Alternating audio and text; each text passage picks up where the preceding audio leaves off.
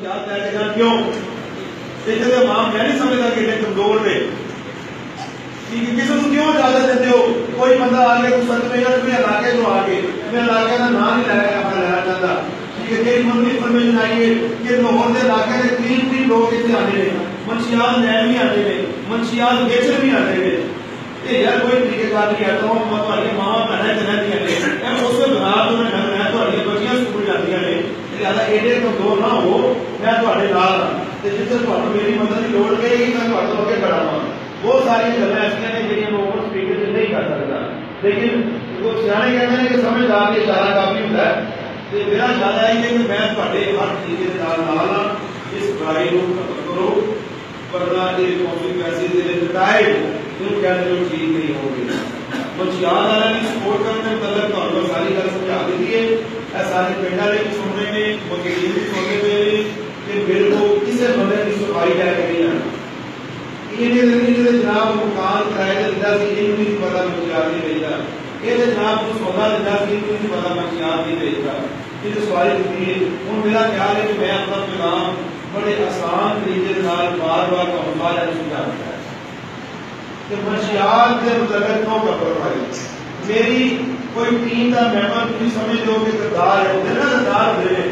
गद्दे आपके भेजते हैं सारे व्यक्ति होंगे ये कोई गाड़ी के सारे ठीक है कुछ ना कुछ गल साढ़े भी है तुम लोग साढ़े दिमाग करना छड़ गए हो इस दिमाग को बहाल करने मेरे डीओ साहब कोना ने ही करिए कि मैं तुम्हारे को उदास हो जावा एक चीज और तो मैं बनाना बहुत ज्यादा होगा देगा एक FIR का बलाक FIR के राज के थाने ऑफिसर हुई कोई पैसे नहीं दे जाते अगर कोई बंदा तुहाडे को FIR अंदराज करने के पैसे मंगे तुम फौरी तौर पर मैं दसो FIR का अंदराज हर शहर का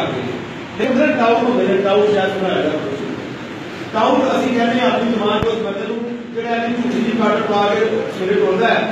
घरों ने घरों बाहर निकलता है कि उस शिकार की तलाश होता है कि किसी बंदे को पुराने काम हो वो लाभदा फिरदा होता है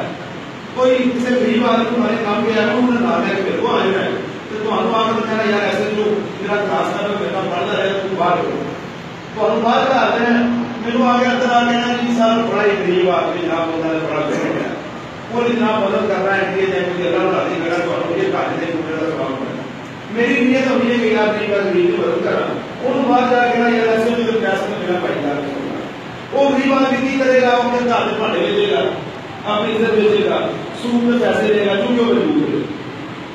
क्योंकि थाने वो बंदे आने में फिर मजबूर होते हैं जिन्होंने मसाइल मुआशरे के हल नहीं होते वो बंदे थाने आते हैं तो जो गरीब आदमी थाने आता है उसको गर्ज होती है वो अपने भांडे बेच देगा बर्तन बेच देगा की करेगा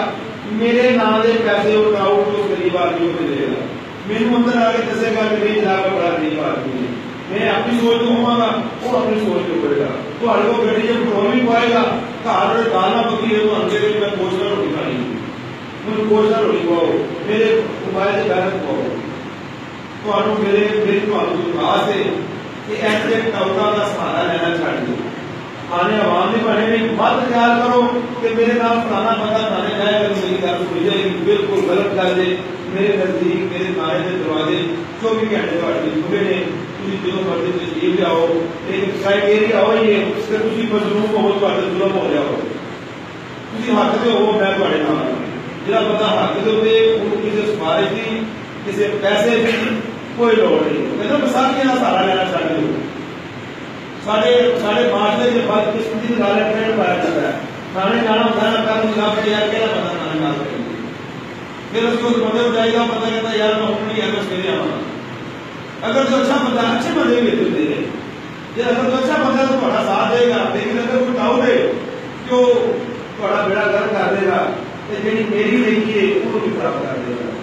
क्या फायदा मेरी उस नेकी का कि अगर वो गरीब आदमी को भाड़े दे जाए वो गरीब आदमी सूद पैसे देने इंसाफ लैन इंसाफ नहीं मिलता थाने ऑफिस इंसाफ नहीं मिलता मैं अपनी गल करा मेरे आने तो पहलों भी डर है मेरे आने तो मेरे जान तो बाहर की होएगा उसका जवाब देना नहीं मेरे तो पहले भी ऐसे अफसर साहब मेरे तो बाद मैं जवाब देना है तो अल्लाह अपने सुने होगा जो अल्लाह पाक मेरी जिम्मेदारी लाई है दो ऐसे जो थाना कि मैं की कीता मेरे की इख्तियारात सन कि मैं इस चीज़ का जवाब देवां कि अगर ਜਿਹੜੀਆਂ ਗੱਲਾਂ ਮੈਂ ਤੁਹਾਡੇ ਨਾਲ ਕਰ ਰਿਹਾ ਹਾਂ ਜਿਹੜੇ